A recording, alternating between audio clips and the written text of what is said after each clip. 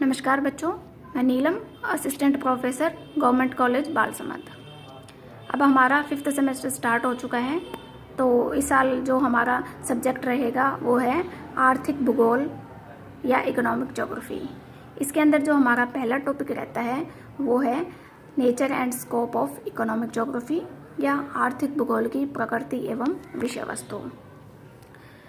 तो आर्थिक भूगोल के अंदर हम मनुष्य से संबंधित जितनी भी आर्थिक प्रक्रियाएं की जाती है उनको शामिल करते हैं। तो सबसे पहले हम जान लेते हैं कि आर्थिक भूगोल क्या है।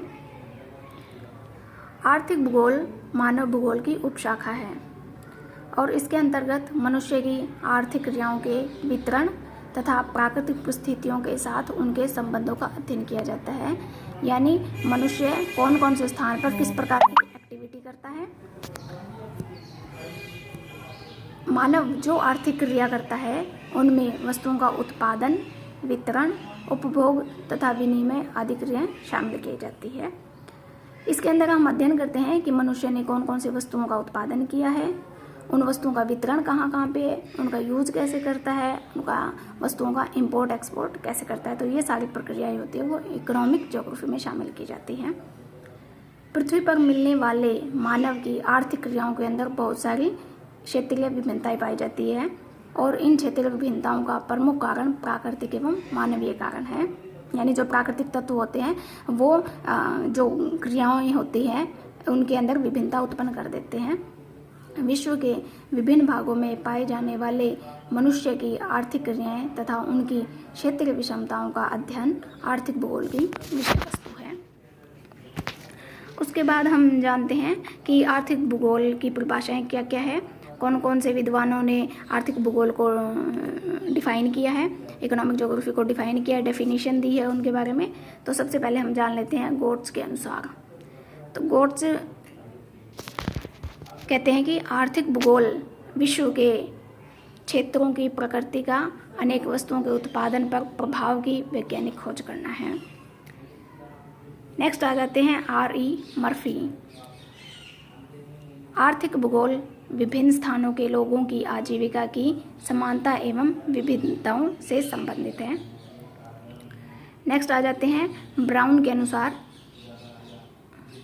आर्थिक भूगोल भूगोल शास्त्र का वह पक्ष है जो मनुष्य की आर्थिक क्रियाओं व आजीवीय तथा जीवीय वातावरण के प्रभाव का अध्ययन करता है। तो इस प्रकार से हम देख सकते हैं कि आर्थिक भूगोल मानव की आर्थिक क्रियाओं में मिलने वाली क्षेत्रीय समानताओं का अध्ययन करता है। उसके बाद हम जानते हैं कि जो हमारा इकोनॉमिक ज्योग्राफी है उसका नेचर किस प्रकार का है, यानी उसकी प्रकृति कैसी है। तो आर्थिक भूगोल गत्यात्मक प्रकृति का है, यानी वो डायनेमिक है, चेंजेबल है। समय के साथ इसमें अधिक बदलाव आए हैं, बिल्कुल बदलाव होने के कारण ही हम उसको डायनेमिक कहते हैं। आर्थिक भूगोल में मानव की आर्थिक क्रियाओं एवं इनकी क्षेत्रीय विभिन्नताओं का अध्ययन किया जाता है और इन क्षेत्रीय विभिन्नताओं का प्रमुख कारण वातावरण है। आर्थिक क्रिया के दौरान वस्तु का उत्पादन करते हैं और उत्पादन में संसाधन प्रमुख होते हैं। इसी प्रकार जनसंख्या भी उत्पादन का प्रमुख आधार है। जी हाँ, कोई भी एक्टिविटी करने के लिए जो बेस होता है वो पॉपुलेशन ही होती है। समय के साथ जनसंख्या बढ़ोतरी हुई और संसाधन के प्रयोग करने की विधियों में भी अंतर आया है।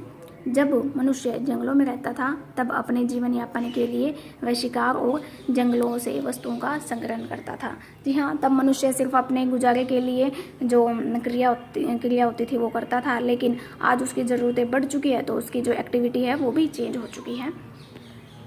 परंतु आज मनुष्य विभिन्न प्रकार की आर्थिक क्रिया करता है जिनमें प्राथमिक क्रियाओं के साथ साथ द्वितीय, तृतीय, चतुर्थ एवं पंचम क्रिया शामिल है। इस प्रकार से समय के साथ मनुष्य की आर्थिक क्रिया में बहुत सारा बदलाव आया है और यह बदलाव ही आर्थिक भूगोल को गत्यात्मक स्वरूप प्रदान करता है। अब हम इकोनॉमिक ज्योग्राफी के नेचर को एक डायग्राम के थ्रू समझते हैं। आर्थिक भूगोल की प्रकृति, इसमें सबसे पहले बात करते हैं हम उत्पादन के आधारित तत्व, यानी जो बेसिक कंपोनेंट होते हैं वो कौन कौन से होते हैं। तो इसको हम दो पार्ट में डिवाइड करते हैं। सबसे पहले प्राकृतिक संसाधन एवं सीमाएं, यानी कोई भी एक्टिविटी करने के लिए हमें सबसे पहले कुछ संसाधन चाहिए, और वो जो प्रत्येक संसाधन होता है वो किसी न किसी लिमिटेशन के अंदर होते हैं और वो एक कारक के रूप में प्रयोग किए जाते हैं। उसके बाद संसाधनों को प्रयोग जो करती है वो जनसंख्या होती है, पॉपुलेशन होती है, और उसके अंदर भी संसाधनों का बिल्कुल सही तरीके से जो एफिशिएंट पॉपुलेशन होती है वो उसका प्रयोग कर सकती है। संसाधनों का सही प्रकार से प्रयोग जो दक्ष जनसंख्या होगी वही कर सकेगी। सेकेंड नंबर पे आता है आपका प्रक्रम, कि हम संसाधनों को प्रयोग करने के अंदर कौन कौन सी तकनीकें यूज करते हैं। उसके बाद मनुष्य के ऊपर डिपेंड करता है कि वो कौन सी प्रक्रिया करे, वो प्राइमरी एक्टिविटी करे, सेकेंडरी एक्टिविटी करे, ये सब मनुष्य की खुद की इच्छा पर डिपेंड करता है। थर्ड नंबर पे आता है उत्पादन की मात्रा एवं प्रकार, यानी मनुष्य ने कौन कौन से प्रोडक्ट उत्पन्न किए हैं, वो किस प्रकार के हैं। और जो इसका दूसरा टाइप आ जाता है कि उसने जो जो प्रोडक्ट उत्पन्न किए हैं उसका वितरण कैसे करे, वो अपने खुद के लिए उसने उत्पन्न किए हैं या फिर वो दूसरों को बेचने के लिए, अपनी सेवाएं प्रदान करने के लिए उसने किसी वस्तु का उत्पादन किया है। तो इस प्रकार से हम आर्थिक भूगोल की प्रकृति को इस डायग्राम के थ्रू समझ सकते हैं। नेक्स्ट आता है आपका स्कोप ऑफ इकोनॉमिक ज्योग्राफी, आर्थिक भूगोल का क्षेत्र। आर्थिक भूगोल का विषय क्षेत्र उतना अधिक व्यापक है जितना मनुष्य की आर्थिक क्रियाओं का विस्तार। भोजन, वस्त्र और आवास मनुष्य के 3 आधारभूत आवश्यकताएं हैं। इन आवश्यकताओं की पूर्ति के लिए मानव विभिन्न प्रकार की आर्थिक क्रियाएं करता है।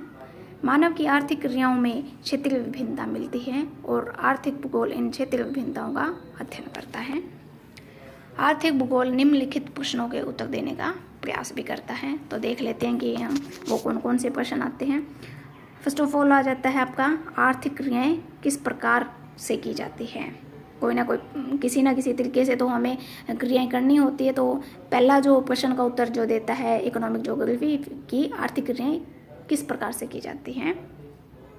फिर है आर्थिक क्रियाएं कहाँ की जाती है। प्रत्येक क्रिया को करने के लिए कोई ना कोई स्थान चाहिए होता है, तो उसके लिए आर्थिक क्रियाएं हमारे इस दूसरे क्वेश्चन का भी जवाब देती है कि आर्थिक क्रियाएं कहाँ की जाती हैं। आर्थिक क्रियाएं क्यों की जाती है। हमें पता है कि मनुष्य को अपना जीवन यापन करने के लिए क्रियाएं करनी पड़ती हैं। आर्थिक क्रियाएं कब की जाती है, ये समय से संबंधित है। यानी जब हमें कृषि करनी होती है तो जो हमें रबी और खरीफ की फसल बोनी है तो उसके लिए पर्टिकुलर एक समय निश्चित होता है कि वो जो फसलें हैं वो हम कब बोएं। वो गर्मी की है तो गर्मियों में, सर्दी की है तो सर्दियों में। आर्थिक क्रियाएं कैसे की जाती है, यानी हम आर्थिक क्रिया करने के लिए किन गतिविधियों का प्रयोग करते हैं। उसके बाद आर्थिक भूगोल का कार्य क्षेत्र, यानी कौन कौन से कार्य हम आर्थिक भूगोल के अंतर्गत शामिल करते हैं या किन किन वस्तुओं की आवश्यकता होती है हमें आर्थिक भूगोल के कार्य क्षेत्र के अंतर्गत। तो सबसे पहले जो आपका आता है वो है प्राकृतिक संसाधन। किसी भी क्रिया को करने के लिए हमें संसाधनों की आवश्यकता जरूर पड़ती है। दूसरे नंबर पे आपका मानव और तीसरे नंबर पे आपकी आर्थिक क्रियाएं कि संसाधनों का यूज कौन करता है, मानव, और मानव कौन कौन सी क्रियाएं करता है। ये 3 उसके कार्य क्षेत्र में आते हैं। तो सबसे पहले हम प्राकृतिक संसाधनों में देखते हैं। सबसे पहले आ जाते हैं आपकी संसाधनों की स्थिति। प्रत्येक जो संसाधन होता है उसकी कुछ ना कुछ स्थिति है। जैसे हम बात करते हैं कोयला, तो कोयले की भी पर्टिकुलर लोकेशन होती है कि कोयला कहाँ कहाँ पर पाया जाता है, किन किन स्थानों पर पाया जाता है।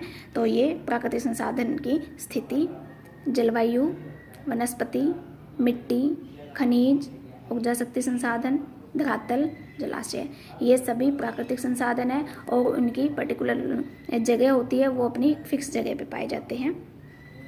उसके बाद मानव जो है वो मानव के अंतर्गत जो हम जनसंख्या होती है वो